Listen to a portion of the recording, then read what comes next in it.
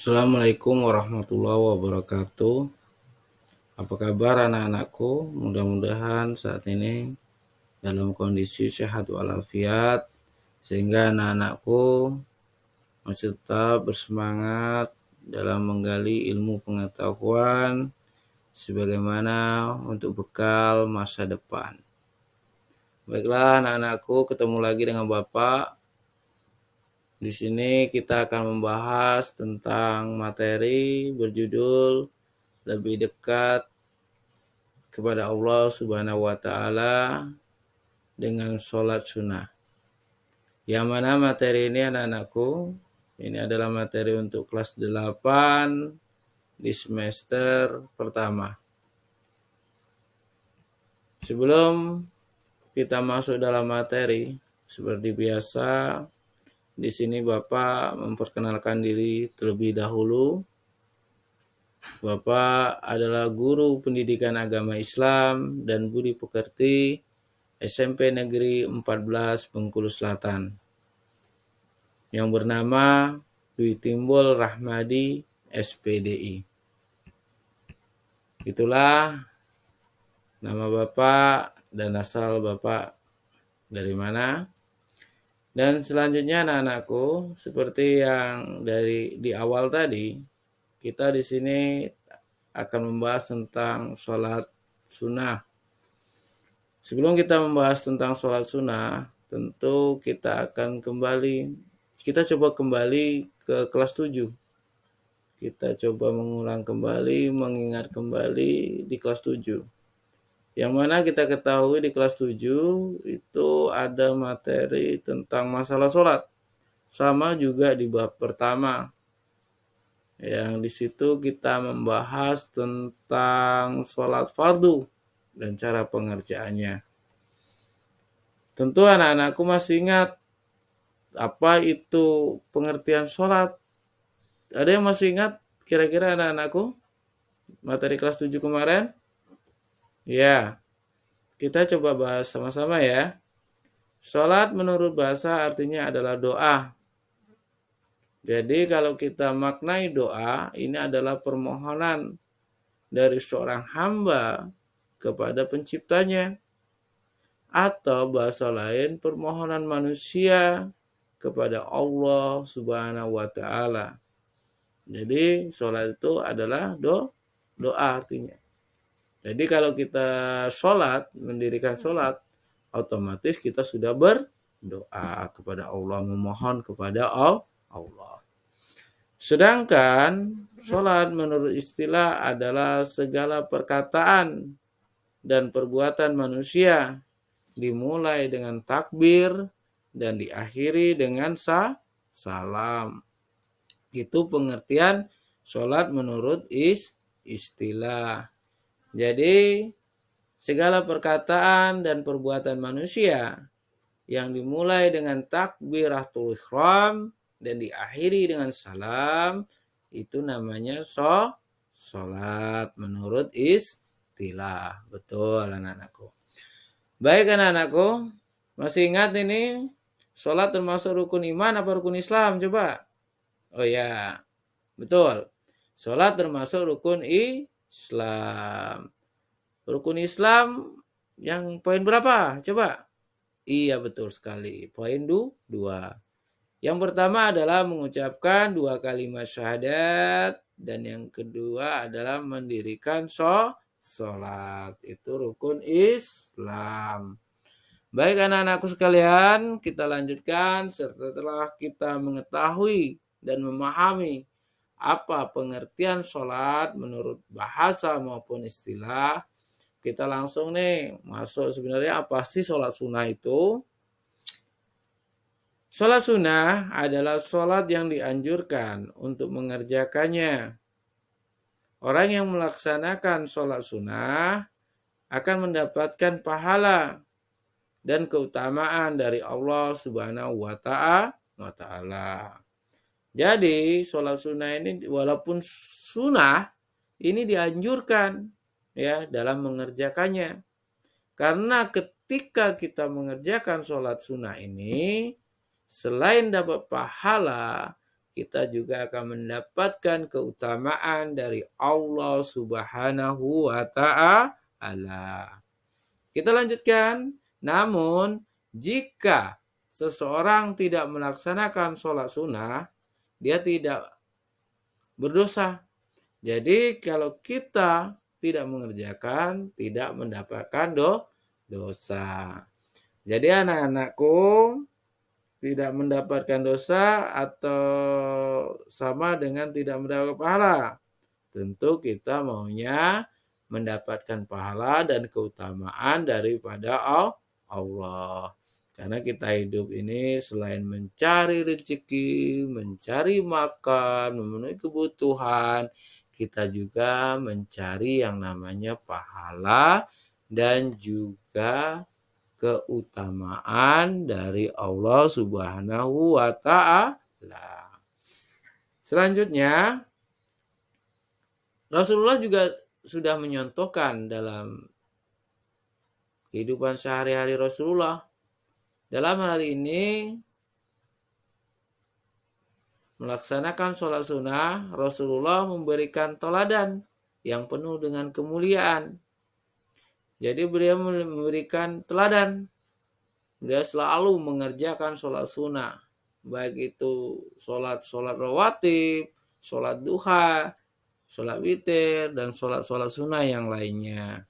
Jadi Rasulullah selalu mengerjakan sholat sunnah ini. Karena kenapa?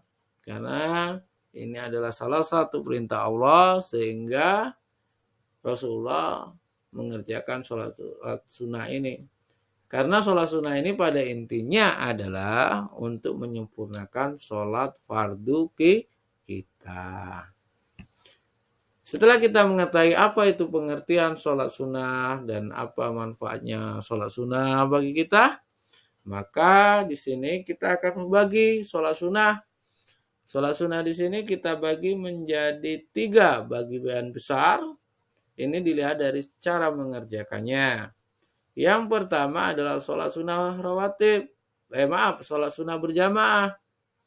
Nah, maksudnya sholat sunnah berjamaah di sini adalah sholat sunnah ini hanya bisa dikerjakan secara berjamaah, tidak bisa dikerjakan secara munfarid. Dan yang kedua itu sholat sunnah munfarid. Sholat sunnah yang hanya bisa dikerjakan secara munfarid. Apabila dikerjakan secara berjamaah, maka tidak sah dan tidak boleh. Terus yang ketiga, ini penyatuan. Jadi sholat yang ketiga ini, sholat sunnah yang bisa dikerjakan secara berjamaah dan juga bisa dikerjakan secara munfarid. Oh iya anak-anak, kita sudah berkata munfarid berapa kali? 3 kali, 4 kali ya. Masih ingat apa yang dimaksud dengan munfarid? Oh iya betul sekali. Munfarid artinya apa tadi? Ya, mengerjakan sholat secara sendiri atau munfarid itu secara sendiri-sendiri. Nah itu tadi pembagian sholat sunnah. Itu ada 3 komponen. Yang pertama adalah sholat sunnah berjamaah, sholat sunnah munfarid, sholat sunnah berjamaah, dan munfarid. Nah, selanjutnya kita bahas yang poin pertama nih. Macam-macam sholat sunnah berjamaah. Apa saja? Yang pertama adalah sholat Idul Fitri. Yang kedua adalah sholat Idul Adha. Yang ketiga adalah sholat kusuf atau sholat gerhana matahari. Yang keempat adalah sholat kusuf, yaitu gerhana bulan. Dan yang terakhir adalah sholat istiqoah. Anak-anak masih teringat 2 minggu yang lalu, sebulan yang lalu apa yang terjadi? Iya betul, kita mengalami kekeringan atau hujan nggak turun-turun nih Pak, air sudah susah. Nah, kita bisa mengerjakan, meminta kepada Allah Subhanahu wa Ta'ala dengan cara mengerjakan sholat istiqoah. Jadi bisa diambil kesimpulan apa itu sholat istiqoah? Betul, sholat minta hujan. Nah, 5 itu yang kita bahas tentang masalah sholat sunnah yang bisa dikerjakan secara berjamaah. Kita masuk nih yang pertama. Yang pertama adalah sholat Idul Fitri. Bagaimana tata caranya? Yang pertama adalah imam memimpin pelaksanaan sholat Idul Fitri. Diawali dengan niat yang ikhlas di dalam hati. Ya. Jadi niat sholat Idul Fitri apa? Nawaitu sunatan Idul Fitri rakaatin mustabila kiblatin. Kalau imam jadi imaman lillahi ta'ala. Atau sholli sunatan Idul Fitri rakaatin mustabila kiblatin makmuman lillahi ta'ala. Itu niat sholat Idul Fitri. Tergantung anak-anak jadi imam apa jadi makmum. Terus selanjutnya yang kedua adalah pada rakaat pertama sesudah membaca doa iftitah kabira walhamdulillahi katsira dan seterusnya, bertakbir sambil mengangkat tangan sebanyak 7 kali di sela-sela takbir satu dan lainnya membacakan apa? Subhanallah walhamdulillah wala ilaha illallah wala wallahu akbar. Itu yang dibaca di sela-sela takbir. Terus selanjutnya yang ketiga apa? Setelah takbir 7 kali dan membaca tasbih tersebut, dilanjutkan membaca surat Al-Fatihah dan membaca salah satu surah dalam Al-Quran. Namun diutamakan surah Qaf atau surat Al-Alaq. Ya, jadi itu membaca Al-Fatihah, kemudian membaca salah satu surat dalam Al-Quran. Itu langkah yang ketiga. Yang keempat adalah pada rakaat kedua setelah takbir berdiri kemudian membaca takbir 5 kali sambil mengangkat tangan dan di antara setiap takbir disunahkan membaca tasbih. Setelah itu membaca surat Al-Fatihah dan surat-surat pilihan. Ya itu ya. Terus yang selanjutnya, yang kelima apa? Sholat Idul Fitri ditutup dengan salam. Ya. Jadi sholat Idul Fitri ini kita kerjakan sebanyak berapa rakaat? 2 rakaat. Setelah itu khatib mengumandangkan khutbah ya 2 kali. Khutbah yang pertama dibuka dengan takbir sambil 9 kali dan khutbah yang kedua dibuka dengan takbir 7 kali. Nah, ada pula yang melaksanakan khutbah hanya 1 kali. Jadi kalau menggunakan khutbah itu 2 kali, ya. Jadi yang takbir yang pertama, khutbah yang pertama berapa kali? Ya betul, bagus ingatannya ya 9 kali. Kalau takbir yang kedua, ini khutbah yang kedua berapa kali? Iya betul, 7 kali. Ada juga yang cuman menggunakan sekali khutbah. Terus selanjutnya, sholat Idul Adha. Jadi Idul Adha adalah sholat yang dilaksanakan pada hari raya kurban atau hari raya Idul Adha. Sholat ini dilaksanakan pada pagi hari tanggal 10 Zulhijjah bertepatan dengan pelaksanaan rangkaian ibadah haji di Tanah Suci. Dengan demikian orang yang sedang melaksanakan ibadah haji tidak disunahkan melaksanakan sholat Idul Adha. Bagi orang yang tidak sedang melaksanakan ibadah haji, hukum melaksanakan sholat Idul Adha adalah sunnah muakkad atau sunnah yang sangat dianjurkan. Kita lanjutkan.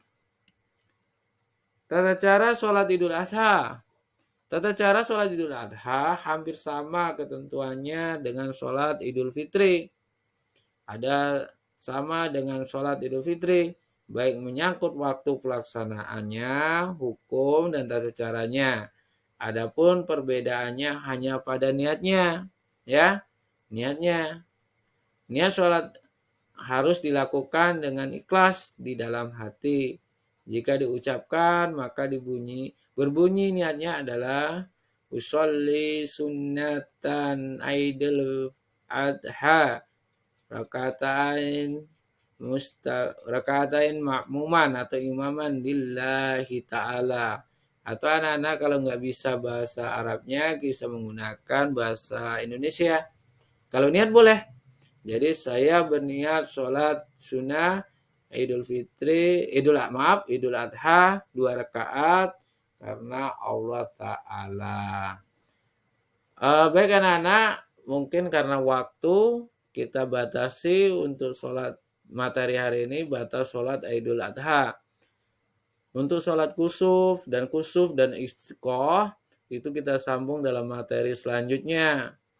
Dan tolong anak-anak dipelajari tentang sholat gerhana matahari dan gerhana bulan dan juga sholat minta hujan. Mungkin itu saja anak-anak. Mudah-mudahan materi ini bisa bermanfaat untuk anak-anak dan untuk Bapak. Lebih dan kurang Bapak mohon maaf. Wassalamualaikum warahmatullahi wabarakatuh dan terima kasih.